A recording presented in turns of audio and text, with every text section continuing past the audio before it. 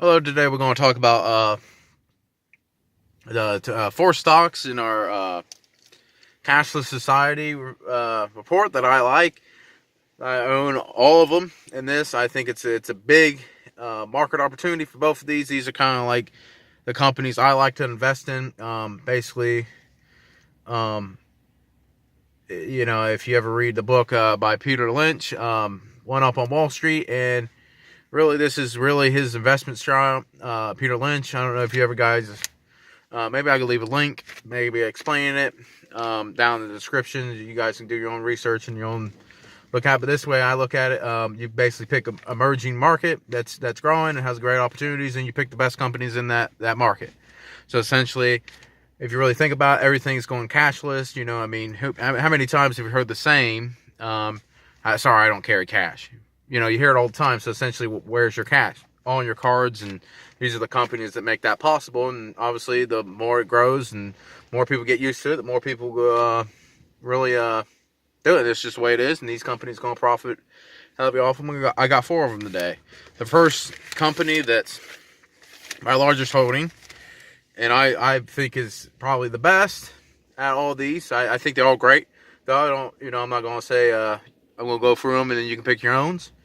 The first one we'll talk about is MasterCard. Basically, MasterCard, how the way it works is, let's say when you swipe your card at the grocery store, it basically has to get, it doesn't go straight from there to your bank account straight to the store. There's a middleman, and MasterCard's that middleman, and they get a transaction fee, and that's basically what it is. So essentially, to accept payments, and that's why a lot of places that long ago you ever go in there and say, we don't accept this, we don't accept that, because it was fees, and a lot of the technology wasn't really doing well, and the more people got into it, the more people use it, and it's more convenient. So essentially, that's what MasterCard is, and and I feel like it still has room to grow. It's going to sustain. It has a lot of cash flow, which is that's the first number I look at is the free cash flow. I think it's the most important number. Basically what it is, it's all the money it makes minus all the money it has to put back into the business. So let's say you have a business with $1 billion making $1 billion, but it has to put $1 billion just to make that $1 billion.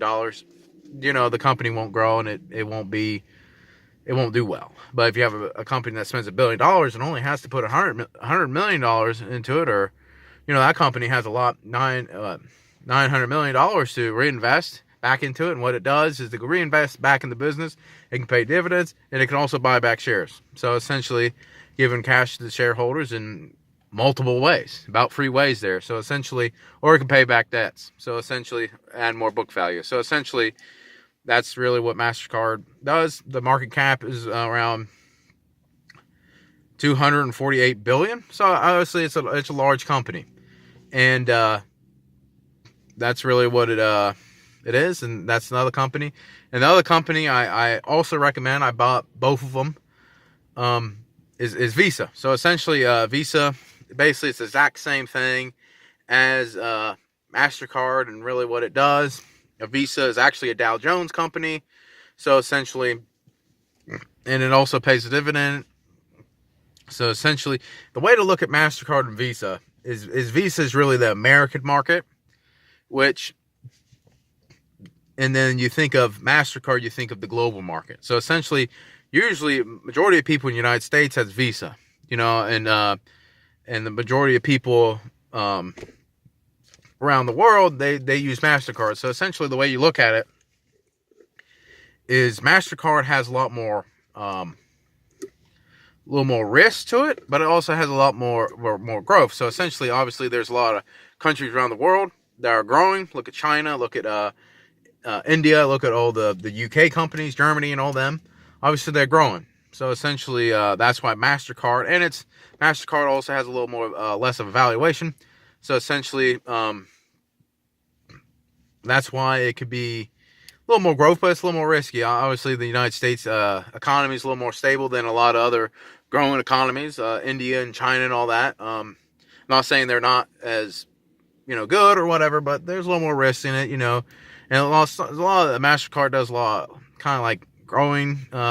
Think of South American countries, stuff like that. So essentially, that's what MasterCard does. So essentially, it has a little more risk, but it has a lot more opportunities to grow. So essentially, MasterCard's been working all over the world.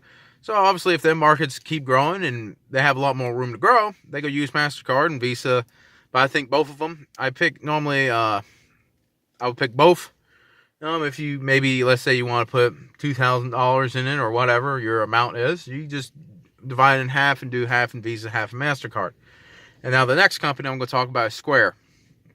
What Square does is, have you ever been to like let's say the flea market or maybe like a farmer's market, and really they don't have these big things to use with MasterCard and all this, and basically what Square does is basically like a little thing you can put in your phone that reads a card. So essentially, this company, it operates like MasterCard and Visa, but it's a little more for the smaller people. Think small business when you think of Square, because you ever went to a place. A lot of small businesses are getting into MasterCard and Visa, but a lot of small businesses, they can't afford it and all that, and Square makes it very easy for them. You can just set up an account, do it very easily. So let's say you're a guy or just making, let's say you start, something like a farmer's market or a flea market. You wouldn't maybe need Visa or MasterCard, but you still need to accept payments from cards. So essentially, you would use Square. You would get these little device, you plug it in your phone, it reads the card, and Square obviously gets a transaction fee from it. So essentially, that's what Square is. So essentially, and it's one of these things that's getting a lot more popular. And that's where I actually seen it actually being used at the flea market. So essentially, that was, quite a while ago, and it's been growing and growing and growing and growing. So that's why I like Square, but it's a little more risky. Obviously, these companies, they might switch over small businesses, and Visa might come in and take over Square's market. So I mean, it's a little more risky, but it's a lot more small. It's around 29 billion. So obviously, if it grows as big as MasterCard or Visa, I mean, that's almost, the company can go up about 10 times. So essentially, it has a lot more room to grow than Visa and MasterCard. But it doesn't actually have a profit or anything. But if it does, it could easily go up 10 times if it's ran well and does well over the last year. And I think it's the CEO is the exact same CEO of Twitter. He started this and everything like that. So essentially, it's kind of a very visionary type of company. You know what I mean? It's starting out.